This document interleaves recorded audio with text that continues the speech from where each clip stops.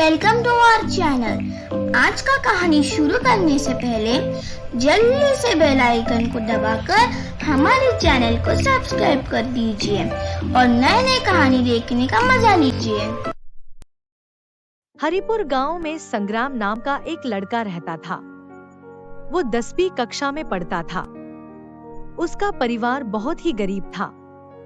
उसके पिता गांव में जमींदार के जमीन पर काम करते थे और उसकी माँ दूसरे के घर में झाड़ू पोछा और बर्तन धोने का काम करती थी। बड़ी मुश्किल से उनका गुजारा चलता था। संग्राम अपने घर की आर्थिक स्थिति बदलना चाहता था, इसलिए वो दिन में स्कूल जाता था और शाम को सब्जी और फल बेचता था। संग्राम बड़ा होकर भारतीय सेना में भर्ती होना चाहता था। वो जब भी गांव में किसी फौजी को देखता, वो उसे एकदम देखता ही रह जाता था। उसे भारतीय सेना की वर्दी, अनुशासन और खास तौर पर अपनी मातृभूमि के लिए कुछ भी कर दिखाने का जज्बा खूब भाता था। एक दिन वो अपने दोस्त के घर गया हुआ था। वहाँ उसने अपने दोस्त की टीवी पर स्वतंत्रता दिवस की परेड देखा। परेड में भारतीय सेना की शौर्य को देखकर उसे बहुत अच्छा लगा। वो घर पर आकर अपनी माँ को बोला, माँ, कहाँ हो आप? कुछ बात करनी है आपसे। क्या हुआ? क्यों इतना हल्ला मचा रहा है? माँ, मैं अभी रिंकू के घर से आ रहा हूँ। उसके घर में ना नया टीवी आया है। हाँ, तो क्या हुआ? हमारा हालत तो जानता नहीं है क्या? कितने मुश्किल से घर का गुजारा हो रहा है, उसमें टीवी कैसे लाए? तू अपनी बाबा को टीवी खरीदने के लिए मत कह लेना, वरना वो खामोखा परेशान हो जाएंगे। अरे माँ, मेरा पूरा बात तो सुनो। मुझे टीवी नहीं चाहिए। आज मैंने रिंकू के घर की टीवी में ना स्वतंत्रता दिवस की परेड देखा। क्या शांति से हमारा देश के जवानों ने परेड कर रहे थे। मैं तो बस देखता ही रह गया माँ। मुझे परेड बहुत अच्छा लगा। माँ, मुझे भी बड़े होकर सेना में जाना है। मुझे भी अपने देश के लिए कुछ करना है माँ। अच्छा, तो ये बात है। पहले भी कई बार तू ये बात बोल चुका है और मैं तुझे मना भी कर चुकी हूँ। बेटा, तू हमारा एक लौता संतान है। तुम्हारे बिना हमारा कौन है? हम लोग तुम्हें फौज में भेजकर तुम्हें खोना नहीं चाहते बेटा। भगवान ना करे अगर तुम्हें कुछ हो गया तो हम जीते जी मर जाएंगे बेटा। नहीं, तू फौज में नहीं जाएगा। हाँ, फौज में नौकरी करने वालों के अच्छा तनख्वाह भी होता है। मैं फौज में भर्ती होकर देश की रक्षा करने के साथ साथ अपने घर की आर्थिक समस्या को भी तो दूर कर पाऊंगा। और रही बात आप लोगों से दूर रहने की, अगर हर कोई आपके तरह जैसा सोचेगा तो देश की रक्षा कौन करेगा माँ? बात तो तेरी सही है बेटा, लेकिन फौज में नौकरी कैसे और कब मिलेगी उसका तुझे कुछ पता है? फिलहाल तो नहीं है माँ, लेकिन बहुत जल्दी पता कर लूंगा। आप बस बाबा को मना लेना। ऐसे बोलकर संग्राम बाजार सब्जी बेचने चला गया। उसकी माँ बहुत देर तक इस बारे में सोचती रही।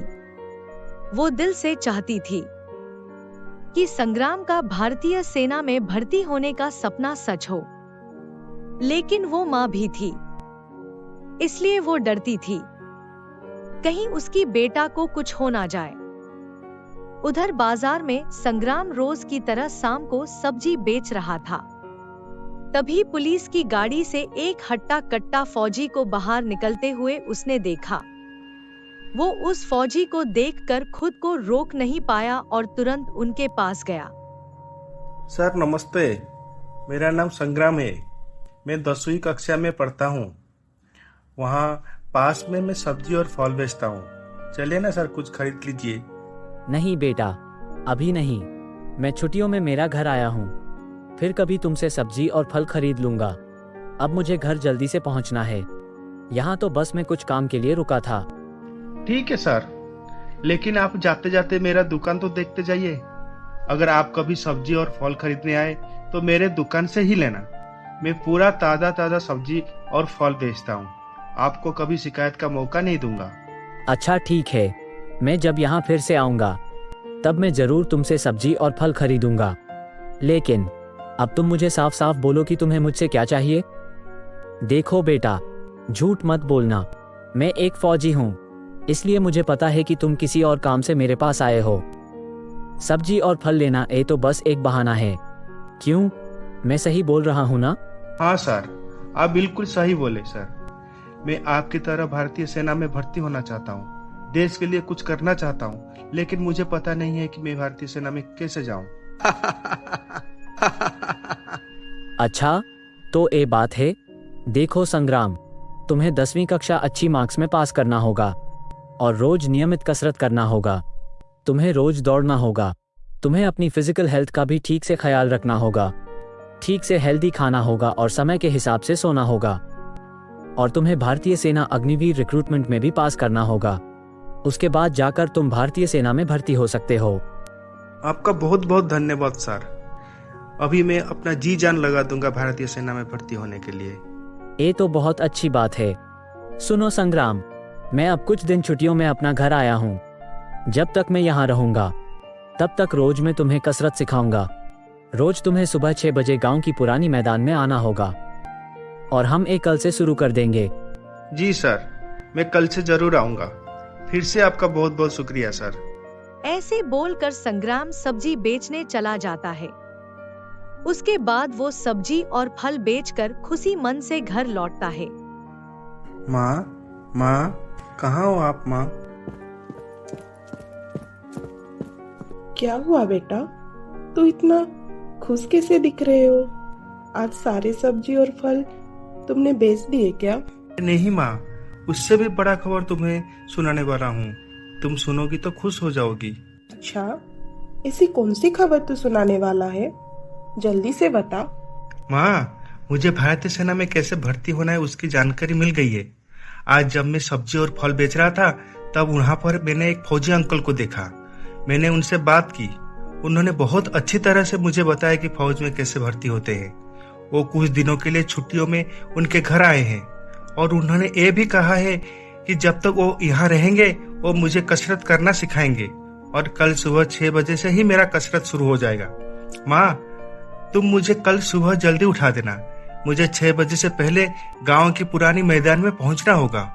ये तो बहुत अच्छी खबर सुनाया तुमने। भगवान करे तेरा हर सपना सच हो और तू हमेशा खुश रहे। अगले दिन सुबह 6 बजे से पहले संग्राम पुरानी मैदान पहुंच जाता है। वहाँ पे मेजर विक्रम पहले से ही पहुंच चुके थे। Good morning sir. Good morning संग्राम, तुम्हें समय पर यहाँ देखकर बहुत अच्छा लगा। आर्मी में पहले पंक्चुअलिटी भी देखी जाती है। चलो अब कसरत शुरू करते हैं। तुम्हें पहले अपनी स्ट्रेंथ को बढ़ानी होगी, इसलिए तुम्हें पहले आज इस मैदान की पूरे 10 चक्कर दौड़कर पूरे करने हैं, वो भी सिर्फ आधे घंटे में। तुम्हारी समय शुरू होता है अब। गो, जाओ। अब आगे क्या होने वाला है, जाने के लिए देखिए हमारा अगला एपिसोड।